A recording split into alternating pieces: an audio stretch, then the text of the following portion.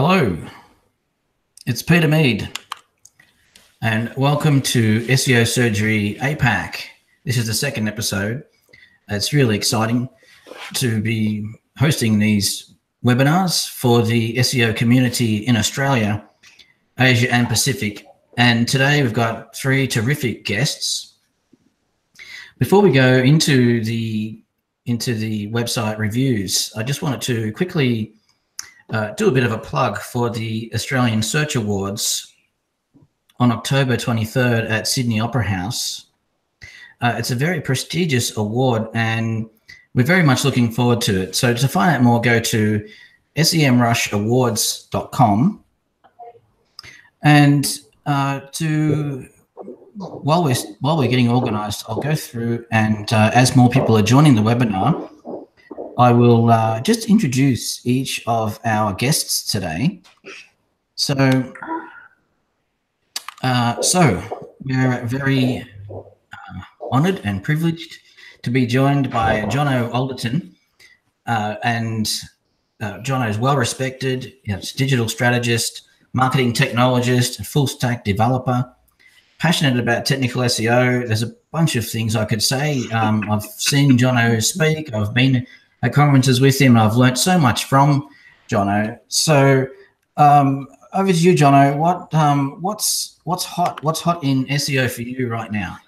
Thank you. Such kind and misguided words. No, it's been fun. What's hot at the moment? I am obsessed by site speed and performance at the moment, which we will dig a bit deeper into when I look at the site auditing. But I'm so obsessed about it. It feels like Google is on the warpath for user experience, and whilst they say that speed isn't necessarily an explicit ranking factor, it underpins so much of what user experience is. Like, things need to be reactive and fast and sleek and frictionless, and that goes beyond just fast loading as well. That's as I interact with things, as I try and shop, as I try and research. Like, everything needs to be lightning fast. So I'm really diving deep into the technical side of performance optimization and strategies around that. It's really interesting. Yeah, thank you so much. Definitely the sort of thing we need to be keeping our hands and fingers on the pulse. That's for sure. So let me go to the next guest expert, Cory Wolf. And so Cory is a well-rounded SEO, digital marketer, many years of experience. And he also runs the Digital Marketing Meetup in Adelaide.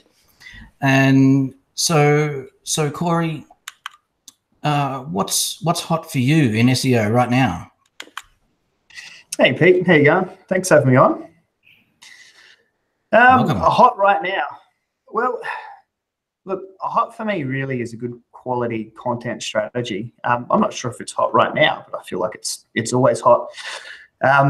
Making sure that you've got a clear objective for the things that you're trying to achieve with your website and your SEO, and then tying your SEO back to those objectives and having good quality content that underpins what you're trying to achieve is really important. I think it's what a lot of people are missing at the moment. They're really focused on building a site, building a pretty site, but not really thinking about the functionality, how it works, how users interact with it, and ultimately how it converts for the customer. Great. Thanks, Cory. So now I'll welcome Nik Ranger. And Nik Ranger is an SEO specialist focusing on digital strategy, data analysis, and content for businesses large and small. And so welcome, Nik. Thanks for having me. What is going on for you? Yeah, welcome along. What's going on for you in SEO? What's hot? Well, firstly, I just want to say hello to the other guys, Jono and to Cory. It's great to be here. What's hot for me at the moment? I'm having a lot of fun playing around for the last couple of months with the new Search Console. I mean, of course, we know that tracking is incredibly important for SEO, but the new Search Console is awesome because it accesses different data that the old Search Console just couldn't. So it's kind of like a bit of a reskin of the same kind of data, but it seems to have really launched separately on a different subdomain in order to keep the information about the two indexes from overlapping and creating duplication and confusion. It's really, I'm having a lot of fun with that. Wow. Yeah.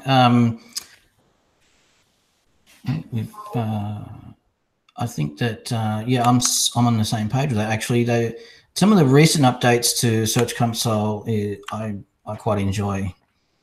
So yeah, we're getting a few people joining on the webinar. So let's get into it and get into our first site review. So first up, we've got Cory Wolf. He is reviewing informatics.com.au. Cory, what did you find? Did you find plenty of things you can help these people with to help them sort out some of their SEO? Thanks, Pete. Yeah, there's definitely a lot to work on here. There's a good starting point in terms of content, but yeah, definitely some things that we can work on for this particular customer. And I'll just jump straight in it, shall I? Yes, thanks.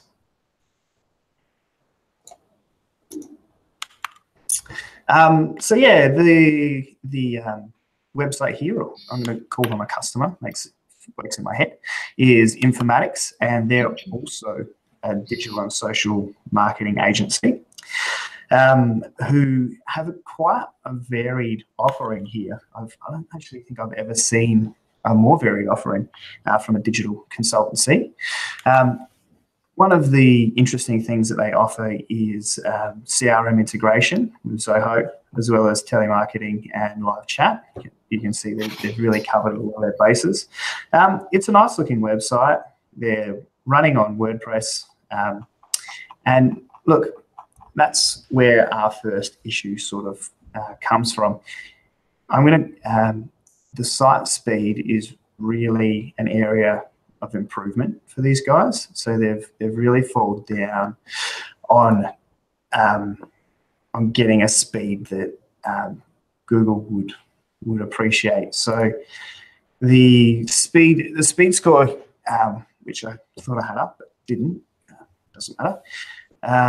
The speed score here, let's just get to our page, is only using the Google Speed Score tool is only 51 for mobile, and mobile is a really important area at the moment for Google. We're moving to a mobile first sort of way of doing things, and you can see here I've ran GT Metrics. GT Metrics is a great tool for checking out speed scores. It was mentioned in the previous webinar as well. Go check that one out if you enjoy what you see here. And we can see here we've got a page load time of 5.2 seconds, which is definitely not ideal. We're looking for under 3. The bigger issue here is the 82 requests that are being generated. There are too many.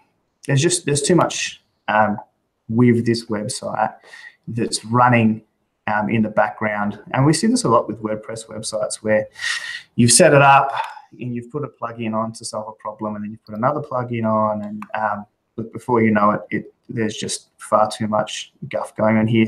The average download time for the site was 850 milliseconds, but I was running tests and I found them up to 2.5 seconds. This is a huge response time for the server. So that's the second issue here, is that the hosting should really be upgraded for this website to ensure that Google is not spending too much time crawling the site. You only get a certain amount of crawl from Google, and once you use it, it's gone. So making sure that you are getting the fastest server response time possible is in your best interest, and it helps out Google as well. So yeah, my recommendation here is to make sure that you're doing everything you can to improve site speed. There were other issues around image loading and not being updated and things like that. The other big area, I'll just go back to my overview here. The other big area that we saw from speed was issues with JavaScript and CSS. This is coming into Semrush, and this here is the site audit tool. look, the first thing I do with any client when I'm looking over their website is go into the audit tool from Semrush. It's a great guide. It's definitely not definitive, but no guide is. At some point, you really need to focus on learning a lot of these key fundamentals for yourself. But there's no better place to start than going through Semrush, digging in and finding the issues that you finding issues through the interface itself. So we can see here, and when it loads, we have warnings. These issues are with unminified JavaScript and CSS, and this is really an issue for pushing to the developer and saying, look, we need to make an improvement here in the way these pages are loading, and making sure that if we are using CSS and JavaScript as minified, that it's not going off-site, that it's making sure that things are loading at an appropriate time and speed. So that's the first area of improvement for informatics. The second one, we're already in the right area to talk about, which is the issues. We can see here that we have a lot of pages, SEO technical issues. So we can see here that we've got, starting back at errors, 191 internal links are broken. This was a really interesting case, this one here. And it's a redirect coming from the login page. I don't specifically know, without digging in deeper, exactly what would be causing this, but I'm excited that we've got Jono and Nik on here. So if either of you do know why something like this would be triggering internal broken links, by all means, shout out and let us know at the end. But I would definitely be fixing this. Going through the errors here, we've got 548 pages of low text, and the same 422 with that don't have meta descriptions, and that really raised a red flag for me. So I went in and had a bit of a deeper dive, and we can see here that all the category and tag pages are being indexed by Google. If I jump over here to something I prepared earlier, this is a great way to look and see how your website has been indexed. It's just site, colon, and then the URL, and this will show all of the different listings that Google is showing for your website. And at first, it looks pretty good. There's nothing here to be too worried about. They're all key pages. As we dig in a bit deeper here, let's go to page 5. Oh, let's go nice and deep. We will find them. Tag. We can see that a lot of tags have been indexed. Now, this doesn't really offer any value to the customer or to Google. So if I click on one of them, it's just one of the tags that's being used through the blogs. It generates duplicate content and doesn't generate anything useful. There are 2 ways that you can deal with this specific problem. The first being just to use Yoast, which this particular customer is doing, and just simply go into Yoast settings and turn off tag and categories. Well, the second is to take the time and to really build these pages out to be of some use to the customer. So talking about how they can help businesses and the types of things that they do, which they do actually cover really well on their services pages. It's just not here in the tag pages. So I'd recommend you either not index these pages or put a lot more time and effort into building them out. So getting back to the audit and the issues, those are the big standout things. There are a lot of other little smaller things that need to be dealt with here, but I don't want to go through the ins and outs of the process here because I've only got 10 minutes, and quite frankly, I can't talk that quickly. We also see HTTPS leads to HTTP pages, which is an issue with a site that already has an SSL certificate. This leads me on to the third area of improvement, which is content. And I think this is the biggest area of improvement that this customer can make. There are a lot of blog articles here, and they're pretty decent articles. They've got good enough SEO where they've got title tags and meta descriptions, but they're very general. digital transformation and why it matters. You've only got 8 seconds, back to basics, 5 proven ways to make your Google rankings. So these are the type of content that they're well written, they follow a lot of best practices, but they're also quite generic. And the issue with Informatics here is that they're just not generating any kind of movement for the effort they're putting in here. So jumping back into Semrush for a minute here, we can see that they're not generating a lot of traffic here, and that most of their traffic comes from branded terms.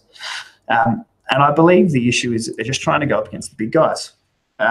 This content is not really optimized for their geo, and that's the way that I would target this personally. Everyone has their own approach, and I can't wait to hear what the other two people have on the line here to suggest. But for me, I'd be looking to target this a little bit more specifically to the geolocation. So I'd be focused on Brisbane or even Mount Cobalaba, and how can I solve problems for customers in this specific location, and then writing a bit more specifically to them and keeping this real content focus that they've got, but moving it more around their target market of the people they work with in their local community. The other issue I can see here is the way these pages are laid out. Like the call to action is quite weak. Click here for an SEO audit. It should be a nice big picture. And there are no related articles on these, which is a best practice just to keep people reading, keep people on page. The last thing I would say about content is these images. Now, a lot of people use stock images, and that's fine. That's the way we kind of keep these things in budget. But these particular stock images are quite well seen and well used, and it just sort of gives the user the idea that you're a bit generic and there's nothing specific about you. I would definitely be looking to shoot my own imagery, or at least putting a bit more time into the kinds of images that I pick, to make sure that the images really match up with the words, and it's a bit more of a custom kind of a feel for the people who are reading blogs. How am I going for time, Peter? I get a bit into this and get lost in what I'm talking about. Look, we're coming up to time, so I can see you've spoken about some performance issues. You've spoken about some indexing issues with taxonomies, and also you've spoken about content. Is there any other quick points you wanted to make, Cory? Not really for quick points. I mean, getting all of these basic SEO things dialed in is by far the best thing that these people can do first off. From there, it really is nailing in the content and getting a good SEO plan for the content. So making sure that these that they're relating back to the keywords that they're trying to target here. We can see Google SEO and AdWords is a target keyword that's coming up. Maybe that's something they want to focus on. But again, I would really look at the more localized geos rather than trying to go up against the big boys. I think once these technical issues are sorted out and a better content strategy is put in place, these guys will soar. Oh, good. Thanks, Cory. Yeah, some good points there. Do the other experts on the panel have some comments about that? I know I saw you, Jono, when Cory said about using Yoast to do your taxonomies. And of course, we all love Yoast. I love Yoast, but of course, you're working there. So, what's your take on that?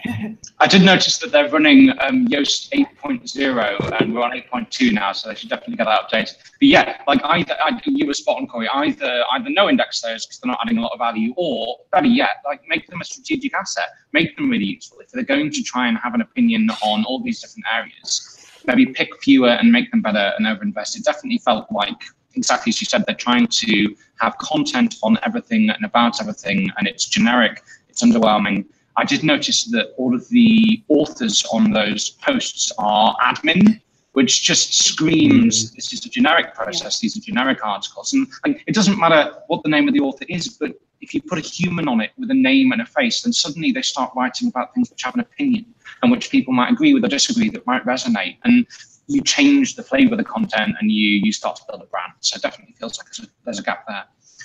I did also notice while I'm rambling that all of the performance issues that they have seem to tie back to that slider on the homepage. It just outputs so much JavaScript and CSS. Like they could half that load time if they just switched to a better platform for that. So quick wins there for sure.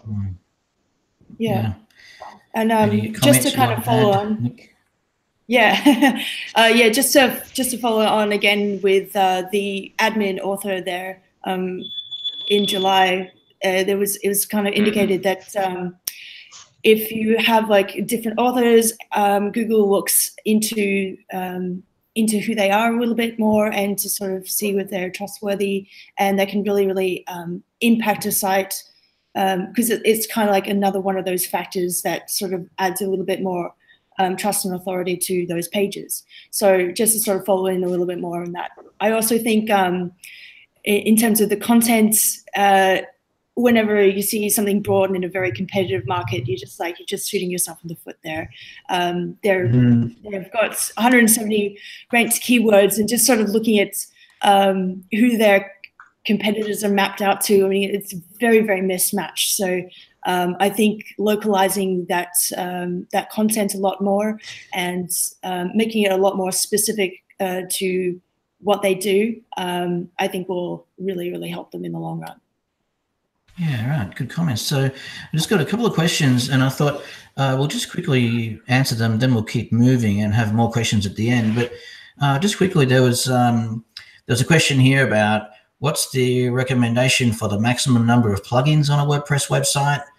What I can answer you got something? Yeah. I think so. There isn't a solid number, but it's worth understanding that there are, and this is an oversimplification, but there are two types of plugins. There are plugins which alter the way in which WordPress works, things that change how the backend server behaves, the way the database behaves, the functionality in the admin, etc. Those you need as many as you need in order to make your site work the way it needs to work.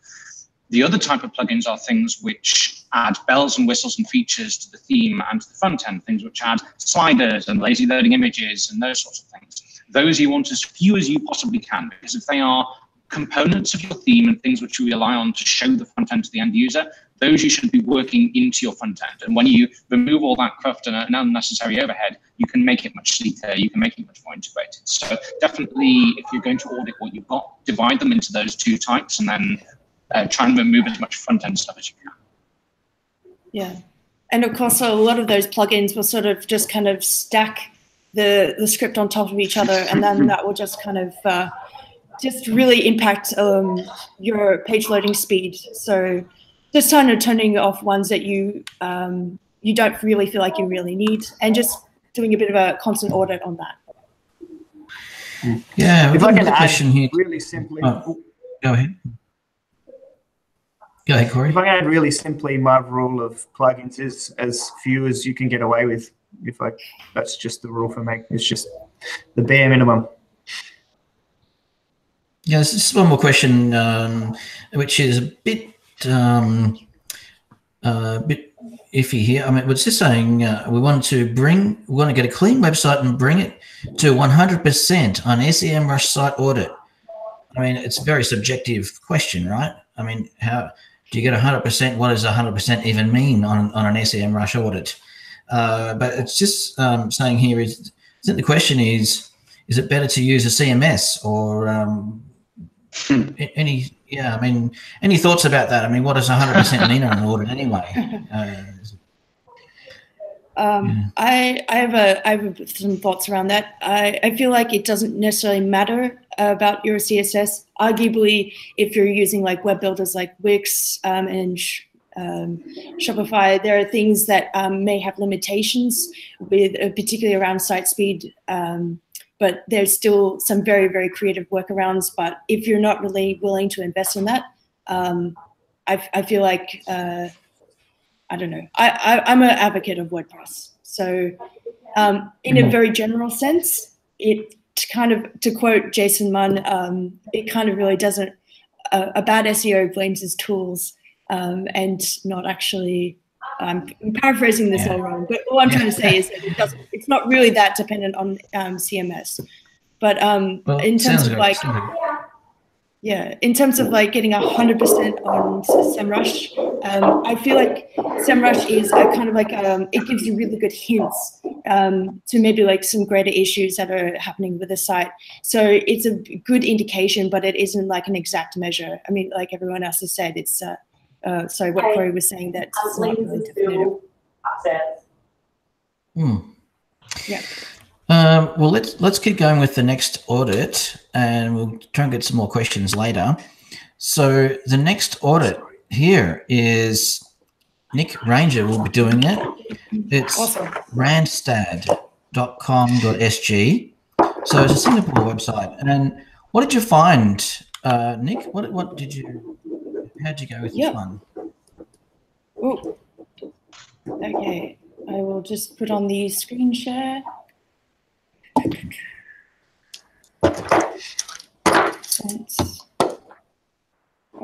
That's playing music. Excellent. Okay.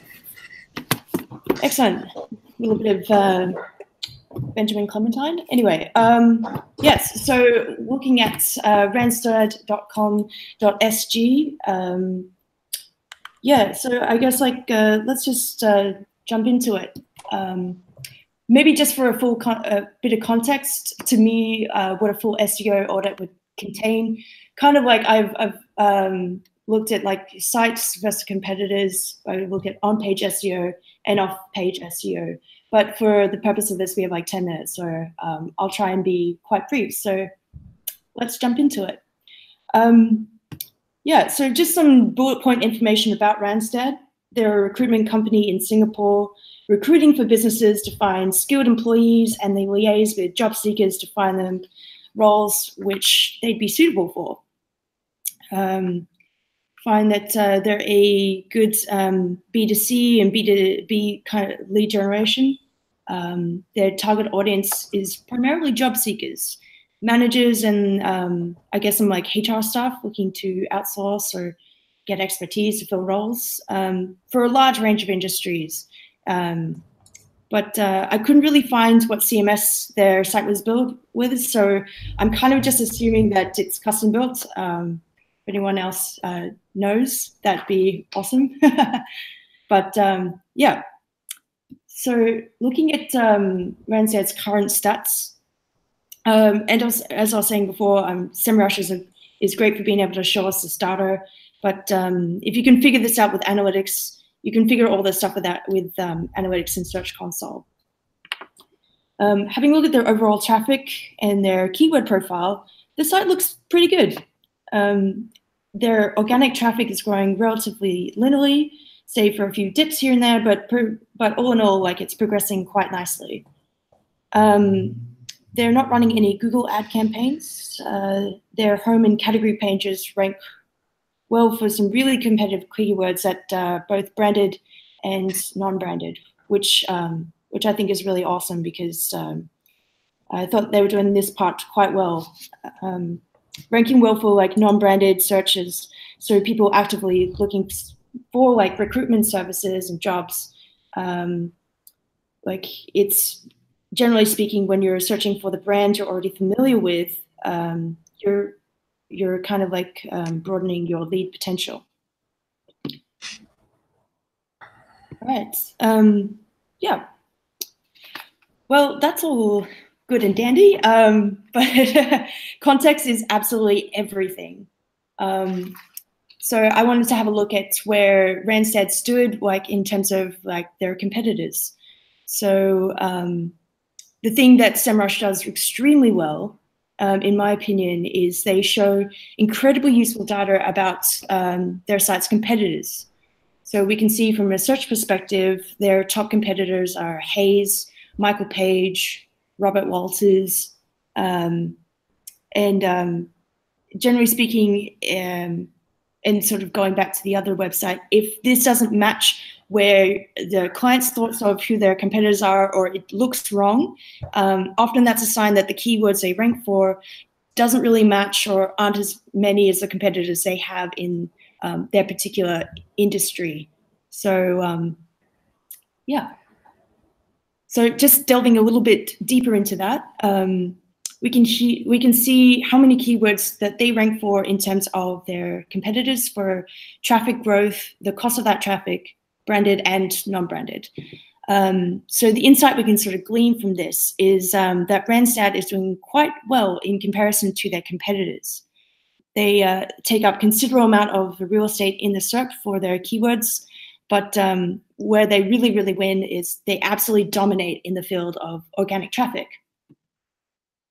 But of course, there are always opportunities and areas for improvement. The keywords Randstad rank for are mostly related to their services for like quite broad queries around job seeking. So my thoughts here is to kind of like leverage that competition is maybe they could have like FAQ pages that refer back to like a main category landing page. So yeah. Ooh. Yeah. Also just included some keywords here to kind of like around like salary survey for their competitors, because they release like one every year, and that's like an opportunity I think that Randstad should at least consider throwing their hat in the ring for, because that generates a lot of traffic for their competitors. And I think with where they are at the moment, yeah, I think they should kind of like start chipping away at their competitors. All right. Yeah. So of course, here we've got the Semrush SEO audit tool. So this is kind of, for me, like looking underneath the hood of a website. It's great for getting quick analysis of the technical functions of your site, but it's not really always the most vigorous tool, but it does a great job of giving hints. So the site doesn't perform that well, and there's quite a lot of work that is letting down the site overall. And this could be due to having a custom CMS, typically needing a lot of custom development work. And if there's no one keeping track of the technical SEO issues, these tend to be neglected. And this is something that I see a lot with custom CMS sites that sort of come to us and like, we've just had a huge drop in our rankings, so we have absolutely no idea why. So the kinds of things that I prioritize from these lists that can really hurt the site in terms of security, things like in terms of security. So if the site has an SSL certificate, the next thing that I generally look for is for any mixed content. The reason why I do that is that a lot of browsers block active mixed content by default. So when you're clicking through the website and then you see like this this kind of like page loading, like insecure content, unless the user actually says like trust the site and clicks through, yeah, it doesn't have like a really good user experience. So I would replace that with a HTTPS version. And of course, broken pages. So I did a bit of a crawl with Screaming Frog, which is another great tool. If you haven't used it, please, please, please do, because it gives a lot of great insight that Semrush may or may not have. But I looked at, they've got quite a few 404 broken pages here. So generally, I like to look at what they are and where they're sort of like, we're meant to be pointing to from their root URL. And if I don't really find anything that I can replace it with, sometimes I'll just 301 direct it to a corresponding relevant page on the website. So that's something that we can do there.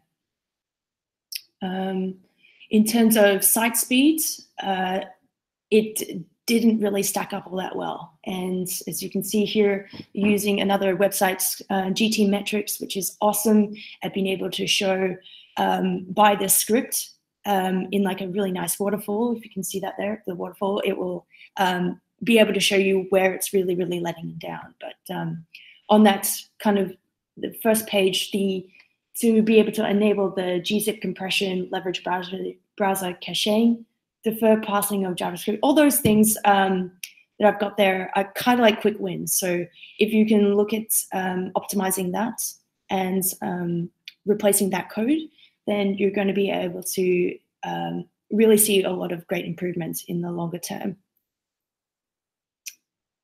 Another thing that I like to check, and this actually just did well, but I think it's just really, really good just to keep in mind, like does your site point to the right correct version? So that's like so just doing like this kind of test, and you can sort of see, I've got like a nice Chrome plugin that just checks that. And this is something that worked well, which was good. And I also wanted to like sort of point out like some other kind of basic website checklists.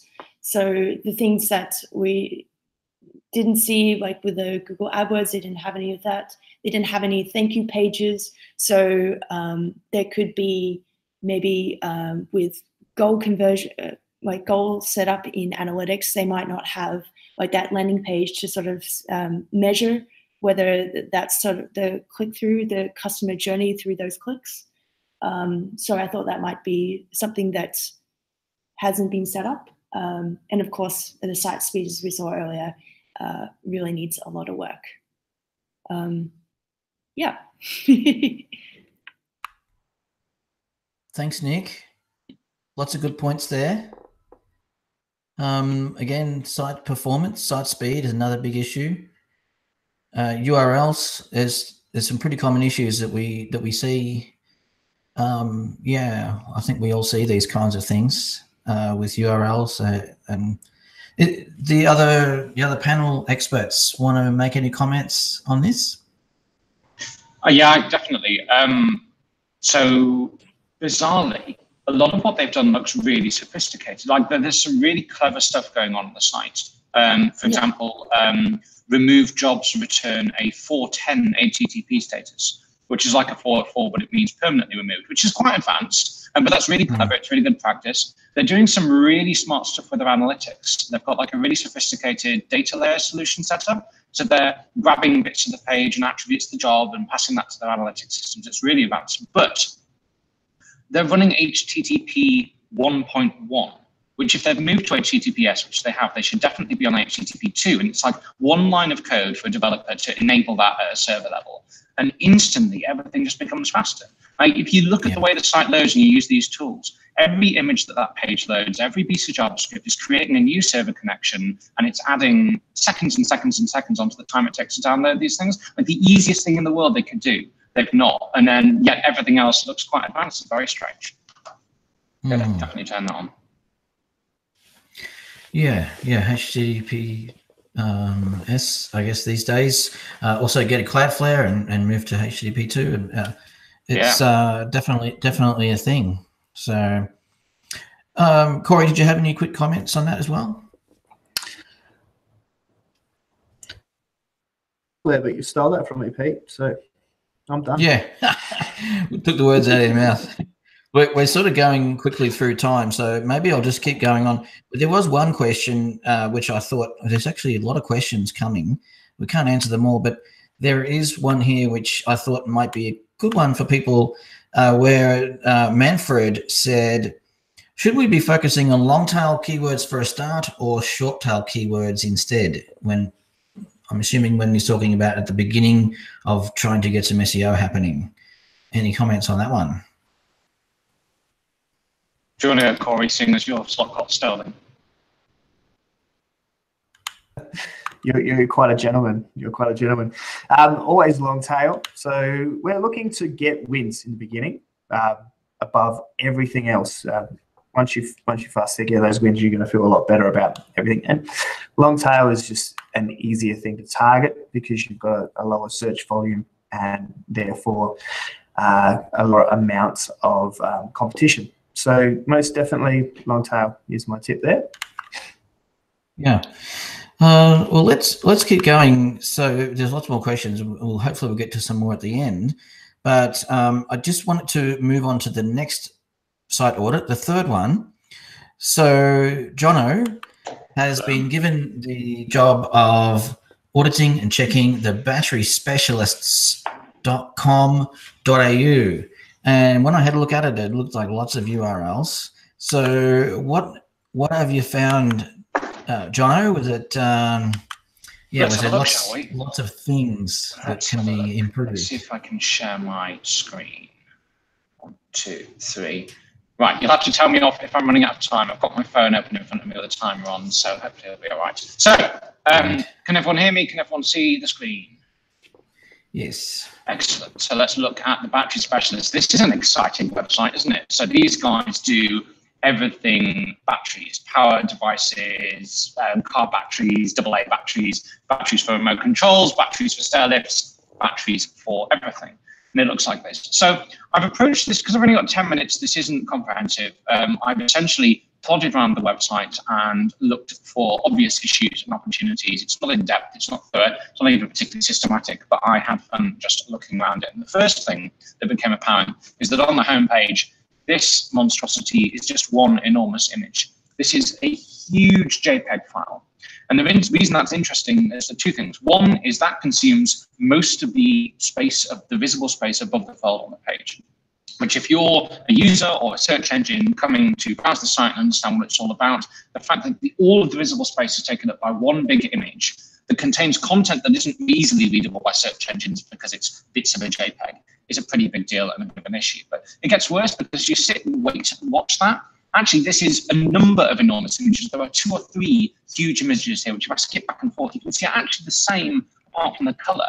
But there's a huge amount of JavaScript being used to load and cross-fade these different images in different colors. Now, there are much more efficient ways to do that, and that clunky carousel is responsible for slowing down their homepage enormously, for adding a huge amount of inline script and overhead that isn't necessarily helping anybody or and may actively be hindering Google's ability to consume that content. There are definitely better ways to do that, and they should investigate in things like CSS transformations and animations and fading to just achieve that color effect rather than loading megabytes and megabytes of images. Which got me looking into the JavaScript. Like if their homepage carousel is heavily dependent on this, then presumably other areas as well. And indeed, it turns out if you disable JavaScript, which gives us a much more accurate view of how Google might encounter and interpret the website, you can immediately see that there are issues, i.e. all of that homepage content vanishes, all of the stuff sourced in those images, which rely heavily on JavaScript, vanishes, and Google's ability to understand what the site is and what it does suddenly rapidly diminishes. Essentially, over-reliance on JavaScript for presenting and structuring key elements of your websites is a really bad idea. Now, there's nothing inherently wrong with JavaScript, and you can use JavaScript as a framework if you follow best practice, and you'll be absolutely fine. But if you're arbitrarily using big blocks of JavaScript to do important stuff without a fallback, you're really going to confuse Google and other agents and limit their ability to crawl and parse the site. Also, as you scroll down that homepage, you can see that what should be some of their key elements to help Google understand what's important and where their biggest commercial opportunities are, their key products, none of them are loading because they all rely on JavaScript to pull through the key information. So this is a really poor experience for Googlebot. So point one and the key issue here is that Google essentially has no idea what's going on this website. Structurally, its ability to explore, to derive context, to understand the brand proposition, all of those things are really, really hampered. Also, so presumably that kind of approach is usually put in place, this lazy loading approach to manage performance, but then when you mouse over some of these navigational elements, you can see that these are rammed full of images. There are 30 or 40 subcategories here, which each have a big image. And not only are we loading all of these images quietly in the background, which obviously takes time and resource, these images are actually really huge. They're about 3 times the physical space that they need to be in that space, and then they're shrunk down and compressed. So when we look at how long it takes the site to load, this is the Google Chrome developer tools, you can see that we've hit 2 and a bit seconds, going on 3 seconds before we even start to get anything visible on the screen. This is pretty painful. You can see down the bottom here, we've got 163 requests, and we've transferred almost 5 megabytes. 5 megabytes of information just to show that initial view above the top of the fold. That's pretty scary. And this persists throughout the whole site. You can see that consistently there are these issues with loading too much stuff that's unoptimized, that's too big. This is a product image on a page where you can see the bit I've highlighted. On the page, this is 420 pixels wide and tall, but the image itself is 1,000 pixels. Now, there are techniques you can use to approach this much better. You can use things like SRC set tags, which allow you to specify multiple options. You can use all sorts of approaches to serve the right image at the right size, which makes things hugely faster. So the site is slow, and this is a real issue. Obviously, speed is a critical part of UX. We know that slow sites cause abandonment, et cetera, et cetera, et cetera. Speeding this up will directly impact revenue. And if it provides a better user experience, that will also impact rankings, which will get more traffic, which will directly impact revenue. This is not rocket science.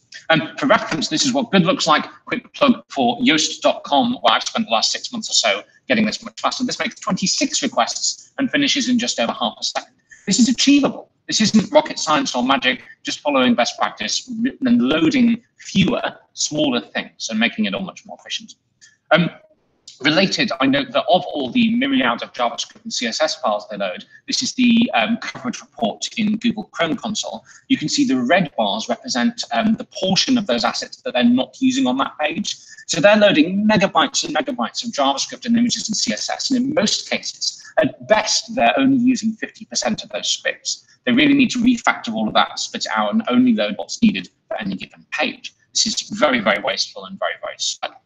So not only does Google have no idea what's going on, but essentially the crawl budget and Google's ability to work through that site and find new pages is pretty much shot because it's having to download 5 megabytes of assets on every single page. That's not great for UX. That's enough of that. Let's go a bit deeper and explore just under 4 minutes. Open up Google, site:/batteryspecialist.com.au. They have an issue where the www version is accessible, so I've excluded that.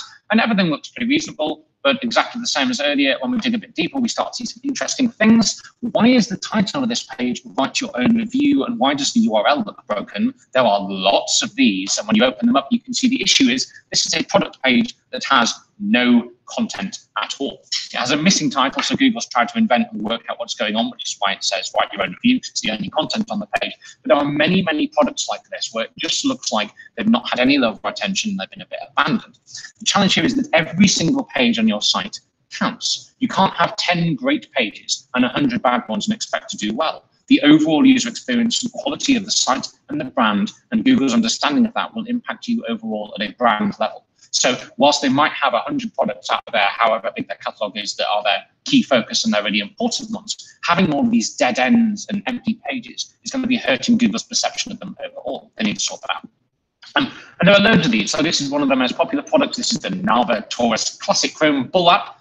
I have no idea what that is or what it does, but it's got no content either, whereas it should. So I accept that this might be a challenge in this industry. These are highly technical, generally not very different products, and it might be an industry level challenge that it's hard to write and produce content about this. Except if we look at their competitors, we can see that they have done this. They've invested the time and the resource to talk about these products and to provide interesting information. In fact, that bit that I've highlighted on the page is only a subset of the information about the same product. They've got loads of information about use cases and approaches. So other people can do this and they do it at scale, which means that there's a challenge of investment and time and focus here. They can do this, they're just not. So this is a GIF. This is what happens when you load this on a mobile. You can see not only is the first impression pretty poor, the product quality, the image quality is not very great because it's scaled from the wrong size, but you can see as the page loads, there's that weird jump effect where it changes the layout. That's because they're relying very heavily on JavaScript to load all their CSS and their styling. So again, they've got all this weight and all this overhead. They're not using it to great effect. So the page is waiting to load all of that before it can manage a layout. That's not a good user experience.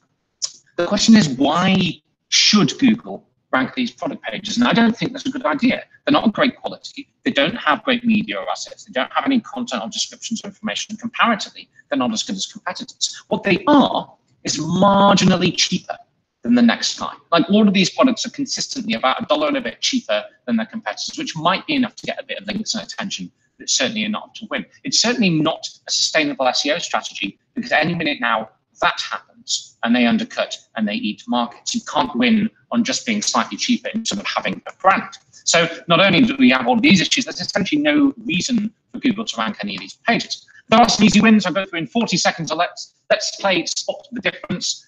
These are all of the products in the category for Century Life PO4 deep cycle batteries. As a general consumer, I have no idea what the difference is in these.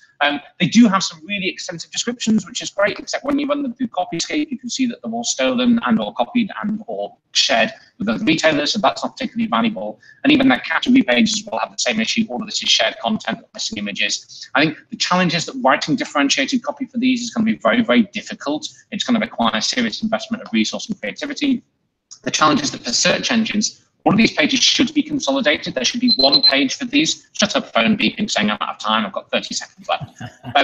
These should be consolidated. Like the same thing, except that users want to browse and select by voltage. They're educated, they know what they want. So maybe they could re-architect this a little bit so that these clicks go to the same page, but just pre-select the right product variants. And they could introduce some, this is not a screenshot of the real site, I whack that in, but they could do a model selection that preloads. And then suddenly they go from having a huge site of undifferentiated content to having a site that's maybe 10, 20% of the size, but that's an achievable amount of pages to optimize and to work on and to improve. It also mitigates some of those performance issues because they're not loading so much stuff. In 10 seconds, talk about the blog. This is their blog. They've got a new writer called Jesse something or other who writes the same kind of undifferentiated generic content as the other site that we looked at. Historically, though, they had a guy called Daniel who wrote about his passion for motorbikes, which isn't really related to batteries, but had a personality and a tone of voice. So maybe there's a middle ground they could find that combines those two, where they talk about stuff that's relevant and interesting, but with an opinion and in a way that people are going to engage with and read and care about. So here's a very, very bold plan. They should consolidate the product variant pages. They should produce compelling and unique and differentiated content. They should give the blog and the whole brand maybe a bit of a voice, and they need to invest in building a culture of speed and performance. It's not enough to fix these things once. They need to understand where the gaps are and get it right on an ongoing basis. So good luck to them. Fingers crossed they should go out and win like a rainbow unicorn kid. Cool, done. Thank you, Jono. Mammoth effort. So much information packed in there. I would say people could watch that back and pause that and pick it apart. And I guess we're no stranger to the kind of mess that we can arrive in when these things, it kind of becomes cruft over time. It just kind of manifests the more products get added. So yeah, I think there's some great advice. Cut it back, prune everything off. What's your take? You got anything to add to that, Nik? The only thing that I can sort of think is to I'd be very interested to sort of have a look at potential pagination issues in their URLs, and maybe whether they have canonicalized that correctly in between the pages, particularly like in e-commerce sites where there are lots and lots of products. This is a very large site. So I'd be really interested to sort of delve into that a little bit more. Yeah. So Cory, do you have anything to add to that about this website? I don't know how to follow that. That was amazing. Especially the unicorn kick with the cat. That was amazing. A bit of a poke around and saw a couple of small technical things that I'm sure you saw too, but with 10 minutes, how can you cover them all? The robots wasn't referencing the sitemap, which is crazy because there's this really long robots file with all kinds of crazy little bits and pieces in there, but they're not referencing the sitemap. So really simple, easy thing to do. Yeah, the content I also saw was a bit nuts and a bit all over the place. And I work at a branding place, so that's the first thing the lens that I look through things. And I think getting a good content strategy and understanding their customers a bit better and writing about things they're passionate about.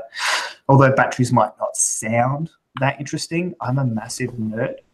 And I love batteries. Like my new phone has a 4,000 milliamp hour battery. Like, and I got really excited that it was in there. So I think there is an ability to write with passion and to share interests with their user base there if they put a bit of time and effort into writing compelling copy and content that people care about, that they can connect with. Oh, thanks for those comments. Yeah. So look, we're just moving along with time. We'll keep things rolling. And there are some questions coming in.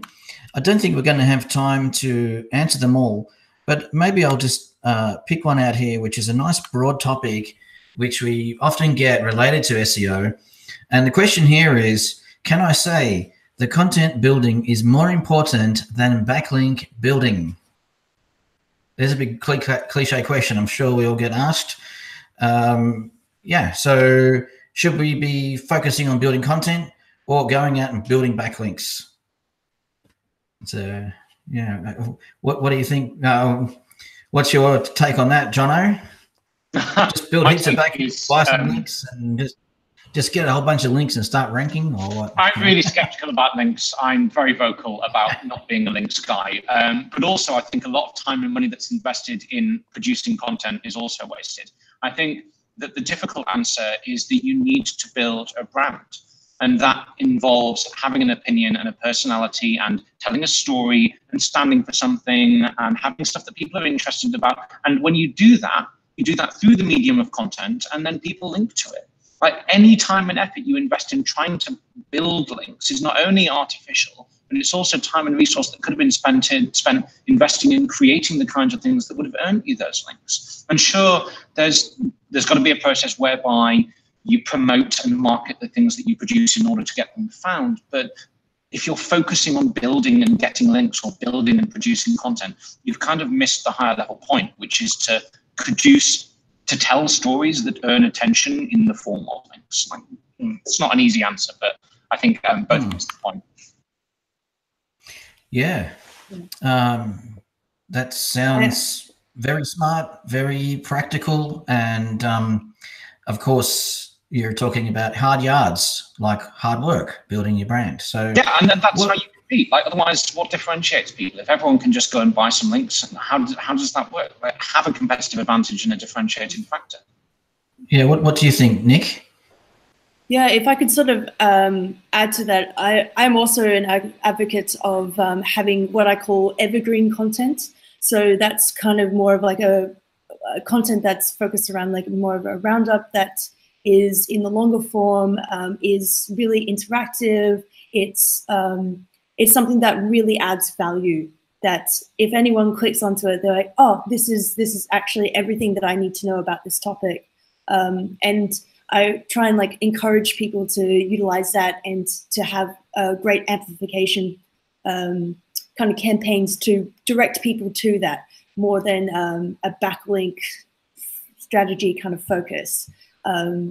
So I'm also very much an advocate of that. There is before I turn it over to anyone else, but did a really good study. It exists online, where they looked at like over 1 million articles that were the most shared online, like viral content, and typically that was like an average of like 1,890 words. So the kind of takeaway that I have from that is that people are happy to sort of stay on page with a lot of longer form content, as long as it's giving them some value. And I don't know, that kind of data kind of really kind of makes me stop and really think about the way that we look at content strategy and backlink strategy as a whole, to sort of revamp that. Yeah. Makes a lot of sense, Nik. Cory, did you have any comments? Are you a backlink guy or a content guy? What's your take on it? Well, I think you know the answer. We've only got about 1 minute. Sorry to make it brief. Okay. Yeah. Definitely content. Make it about your customers. 2 great points about co-host here. One of the best ways that I've seen people produce content in the past has been just by sending out a survey to their customers, finding out what they're interested and what they want. If you've got a business, talk to your salespeople. What problems are you solving? Google is in the business of solving problems. They want to put you in first place if you solve the problems of the people who are searching. So make sure that you've got good quality content that solves those issues and it lines up beautifully. Put love, heart, soul into the content that you make, and people will share it. Okay. So we're getting close to running out of time, everyone. So it's been such great insights, but I do want to just extract a little bit more juice from these experts while we're on the webinar. And so I'm going to go around and ask for a quick 30-second takeaway. You know, what's the 30-second takeaway? One thing that the people could do. So Cory, while we're with you, did you have just a very quick top-level takeaway for people? Oh, one thing, that's hard. All right. The one thing you should be really focused on is, what are you trying to achieve? What was the goal of your communication, your website? What are you trying to push people to do? That informs everything. It informs your content. It informs how you put things together. And I'll sneak a second one in there, which is get your technical SEO right. With good quality on-page SEO, it's amazing what you can achieve. And just focus on those bare basics and you will succeed. Nice one. Best place for people to connect on LinkedIn with you, Cory?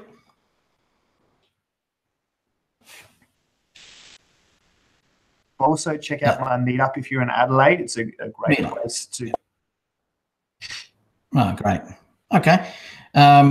So, Nikki, what's the go? What's your 30-second takeaway? Yeah, my takeaway is utilize all the tools that Google gives you. They go out of their way to really help users understand how to make content, how to optimize your site in a really great way. I think utilizing Search Console is one of the best things that you can do, because it's the only way you can kind of communicate with Google that's not necessarily through like Google Ads, because you pay for Google Ads, so they have like a lot of content around that. But in Search Console, they've used a lot of statistics from the new console to compare that with the old console. So you get a lot of messages and notifications in there that gives a lot of great insight of what you can do with your site. Yeah, great. What's the best place for people to connect with you, Nik?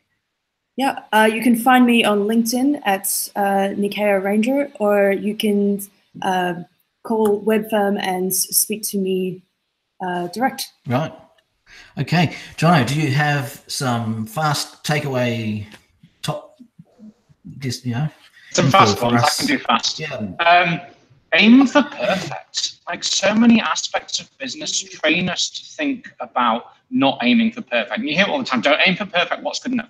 Every aspect of conventional business settles for what's the least effort, maximum reward we can get away with. It doesn't work in SEO. Every aspect of your website and your business should aim for perfect. Your technical SEO, your speed, your optimization, the quality of your content, the messaging you're giving out, like, that's how you win. You take all of those and you aim for what perfect looks like. There's so many questions coming out of the chat around things like, what's the smallest images I can get away with? Can I get away with having a generic author in this scenario? Can I get away with having no follow links? And the answer for all of those is yes, you can get away with it. But you shouldn't be optimizing for what can I get away with. You should be trying to understand the root cause behind those and aiming for perfect. And that extends beyond just the on-page SEO and the links. Like, if you're trying to make a restaurant website rank higher, training your chefs should be part of your strategy. Like, all of this should be about aiming for perfect. That's how you outrank your competitors. It's how you get links. It's how you win. Wow. Yep. Totally agree. Lots of hard work again, sounds like. Yep. So what's the best channel for people to follow you on? I'm on Twitter a lot at Jono Alderson, same on LinkedIn. And if you want to bump in person, I'm at all sorts of events. I think the next big one is at JoostCon in February in the Netherlands. If you can get over here, that's going to be fun. We're going to have all sorts of cool people like Rand Fishkin and some others who will argue with about it. No, that's brilliant. So once again, thanks so much to our guest experts on the panel today. A lot of great insights. We didn't get around to answering all the questions, but we're certainly this is such I'm sure we all agree we love doing this for the SEO community, and that's really what it's all about, giving back to the community. So everybody tune in next month for another episode, and until then, I'll say thanks very much to the experts. Thanks to everyone in the community who tuned in, and we'll see you again next time. Bye-bye.